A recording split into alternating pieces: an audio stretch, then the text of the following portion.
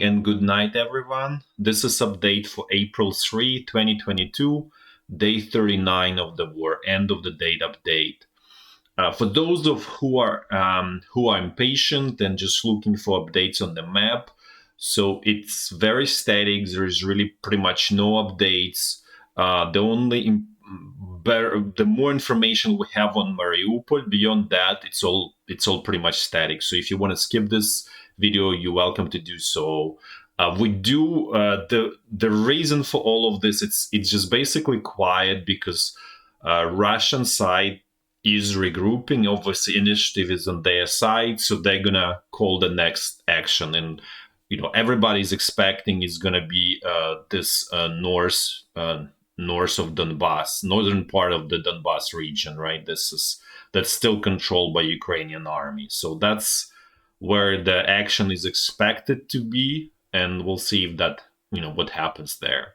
So we would like to discuss a little bit about the Ukrainian losses because yesterday we shared some information on the losses of the first and second Army Corps, and there was a lot of complaints. We don't discuss Ukrainian side. The problem is with Ukrainian side, and we think it's totally wrong, is that Ukrainian side does not disclose any information on the losses.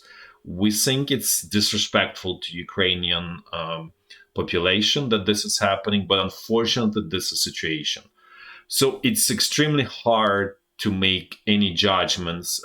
What we would say is the following: that Ukrainian militia suffers probably high losses for sure. Ukrainian regular brigades suffering lower losses, especially the ones that are in this Donbass region. For the reason being is that they had essentially 8 years to crave defensive positions here, and it's just very deep, very I don't know how to say. Basically, it's very strong defensive positions, right? They use those slug heaps, as we now know how to call them, to use for to help with artillery sighting, and in general, there are defensive positions even on those slug heaps. So basically, it's intensive line of trenches and all kind of strongholds and all that stuff. So for that reason, the brigades that are here suffer the least losses, and the mirror opposite of that, Ukrainian militia suffered pretty heavy losses, probably in our very subjective estimate higher than the Russian troops, which makes sense because most people there don't have any training. They had literally zero training, and you just got the rifle or anti-tank missile and went into action, and most people don't know how to do it. So that's where the heaviest losses are on Ukrainian side. Beyond that, one brigade that we want to single out that suffered heavy, well, actually there is more, but one that we want to single out is 53rd Brigade, suffered heavy losses because essentially it was kind of holding the front line here around Volnovakha, and it was on the axis of attack of all Russian troops, along with the 503rd Battalion. So they really get significant losses. We're actually very surprised that it still manages to hold this front line here. So we would single out this brigade as the one that suffered heavy losses and still fighting somehow. 36th Brigade was kind of split into two halves. We don't know which half went towards north, and it was kind of fighting with the 53rd Brigade. But it seems like the majority of it retreated to Mariupol. So majority of it is there with Azov regiment. And in terms of number of troops in Mariupol, Ukrainian troops, our estimate is about 4,000. But this is obviously estimate. Also, another brigade that suffered heavy losses was 80th Brigade. It was here on the Crimea Peninsula, basically blocking Russian troops. So it got also attacked by all of the Russian troops that were exiting Crimean Peninsula. So it suffered heavy losses. What we see is that this brigade now, some like here in Mykolaiv region fighting, we don't we're not sure if it was refitted by now or just being used as what's there.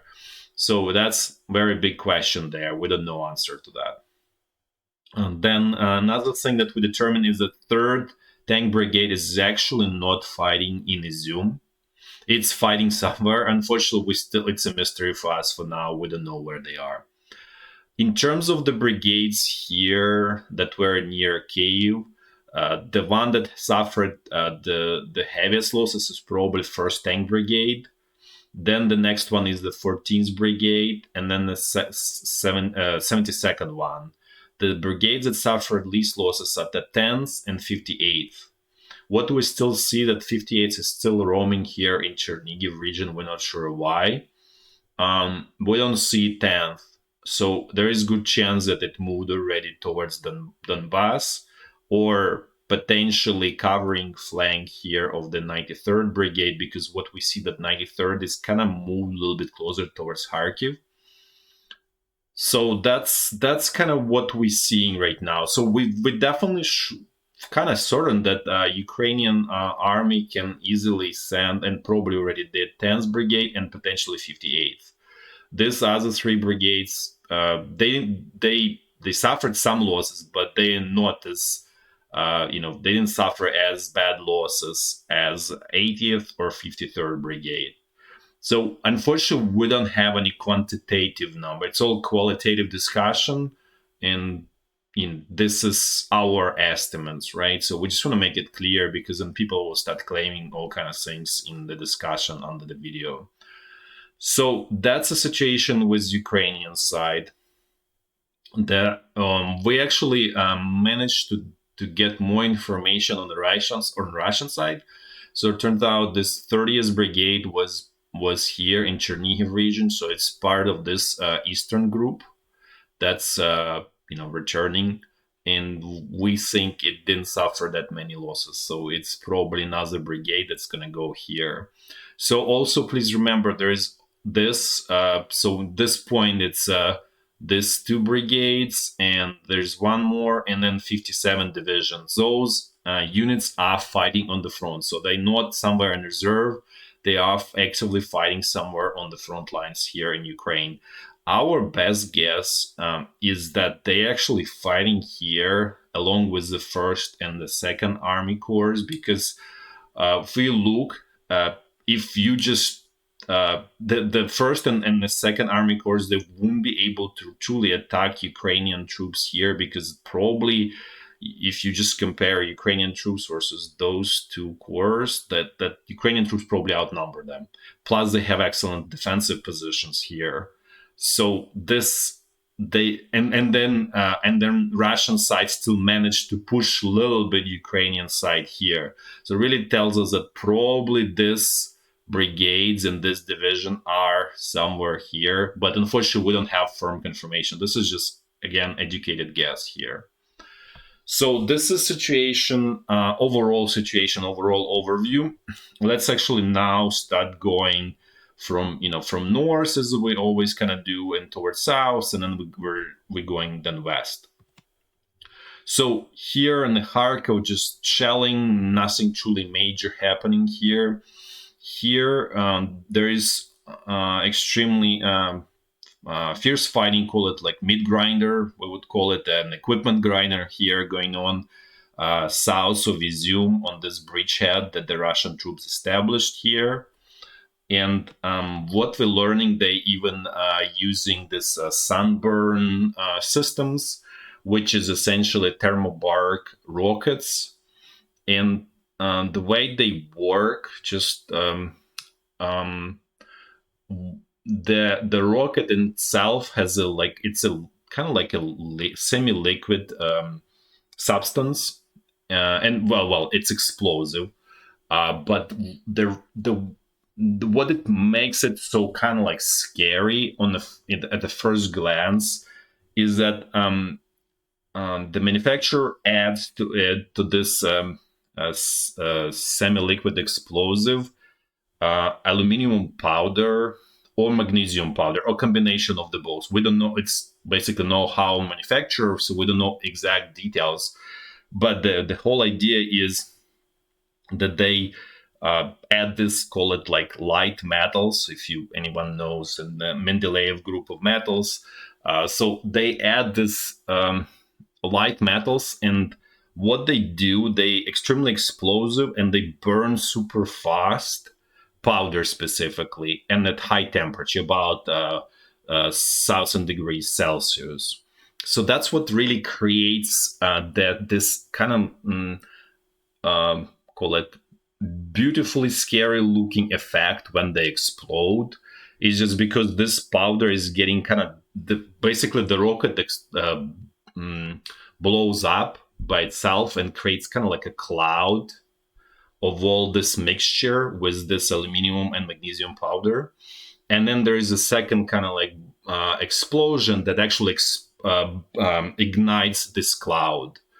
And because of this aluminum and magnesium, the reaction happens super fast because it burns very, very super fast, and it consumes a lot of oxygen in the process, much more than a regular explosive. So that's what creates kind of very kind of like a scary effect of it. In terms of kind of like regular high explosive effect is actually 2 times smaller, but by the temperature is very high, right? So so that's part of the problem. They actually not that kind of like call it like scary. If you have trenches and things like that, they don't really they're not as great actually, but they look very impressive. And the other, in a way, you can kind of almost compare it to like Chinese fireworks, because that's what they also use, the magnesium and aluminum powder. They just use it in military application. The same, the concept in general is kind of the same. So they were extensively using those rockets shelling Ukrainian troops in this area, and we believe that we don't have like firm confirmation, but that Russian troops made little progress in this direction. We hope to have more updates tomorrow. This is not firm. This source could be wrong. So we just want to say that it seems like there might be some progress in this direction by the Russian troops here. So if we have more information tomorrow, we'll confirm it, or we'll just say, no, this turns out to be wrong. But this is what's going on here, and both sides suffering heavy casualties, as obviously you can imagine. So that's the situation here in Izyum. And next, let's actually look at the other location where it's very dangerous. This is here where 53rd Brigade holds the front line, and we learning that Russian troops preparing to launch major offensive in this direction, which is very logical, right? So if you're attacking from north, from Izyum here towards south, so you need to kind of another pincer from here. So we'll see what happens, because it's still kind of mystery for us who holds the front line here from Ukrainian side. We do know there is tons of militia here, Ukrainian militia, but it's a light infantry. It's not going to be able to withstand for long time heavy artillery shelling and rocket shelling and all that stuff. So they do need some kind of like a backbone with Ukrainian artillery and things like that to be able to stand here for long. So it's a little bit mystery for us, again, as we said, what's going on here on Ukrainian side. So let's actually look now at this is closer look. This is where the most kind of dangerous situation, this village of Velika Novosilka. This is the axis of Russian attack here. We'll as we will learn more, we'll update. But this is the most kind of dangerous situation here. So we have actually more up to date map of Mariupol. So you can see what's going on here. Not really much progress. Actually, there's even information that Russian troops didn't even manage to get to perimeter Azovstal. They're still fighting in this last quarters before Azovstal. So this is there's not really much progress. And then we're also learning there is another axis of attack here, and this is actually what we kind of overlooked before. This is seaport here. And this is where actually Ukrainian supply helicopters are coming. So they come here to unload, supplies and take the wounded out. What we also observed that actually, based on the whole, story with Ukrainian helicopters, now Russian side is flying their helicopters more or less all the time around this whole area. So we're not even sure if this helicopter bridge is still working. Potentially yes, potentially no. But that's how it used to work. Before it was kind of figured out by the Russian side. So at this point, we also know that there is significant pressure here in this area, and apparently Russian side wants just to obviously take over seaport because they understand that the helicopters were coming here and so on. There's not really much progress in terms of moving towards the railroad station, which is another significant objective here in the city. So this is kind of relatively, we just have more kind of more correct front lines here in this area, but really not much progress by the Russian troops in Mariupol. And as we discussed before, maybe we didn't even say it very well, but the whole point is it's about concentrating your forces, right? And what happens is, first of all, Russian side doesn't have much of them, and then they spread thin, right, through the huge perimeter. And the bigger the perimeter it is, in a way, it's kind of like it's like a geometry problem, right? So the longer the perimeter, the more they spread out, the more holes are there in the defense lines. So the more opportunities for Ukrainian troops kind of like infiltrate, attack, and things like that, right? So that's a whole problem, and for that reason you don't see the whole attack everywhere. Only in mostly just they sort of selected originally two axes, right? One towards the center where they made big progress, and then this one where they actually didn't make quite big progress on the eastern side of the city. And then now they're learning about this seaport situation, so they're attacking there as well. And this is the airport. They already captured it about like 15 days ago, so maybe more. So that's the situation here with Mariupol.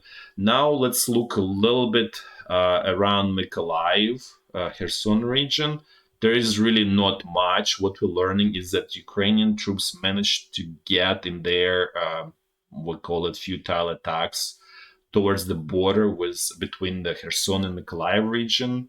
And there is village here, we don't see it, it's called Alexandrivka. So there is kind of big fighting for this front around that village. We still don't understand the logic of this whole from Ukrainian side, we'll be honest, but we're just reporting it because we hear that there is fighting going on there. It still doesn't make sense as a whole big picture here, what's going on to us. Well, that's it for today. And for tomorrow, we're actually, given that it's kind of very quiet on the front lines, we were thinking about doing a live stream and maybe just answering questions from the viewers and subscribers. So please, respond in the below the video, in the forum below video, and just say, yeah, we interested. If you're interested, just say, yeah, we're interested in live stream, and just write your question. If we see a lot of questions, it means there is enough interest. If not, then we'll just do update, and who knows, maybe there is big fighting starts tomorrow, so then it's gonna just take all of the time. But this is just an idea that we want to put for everybody to kind of for thinking. If you're interested, we'll happy to do that. Okay, that's it for today. Thanks again, and till tomorrow. Bye bye.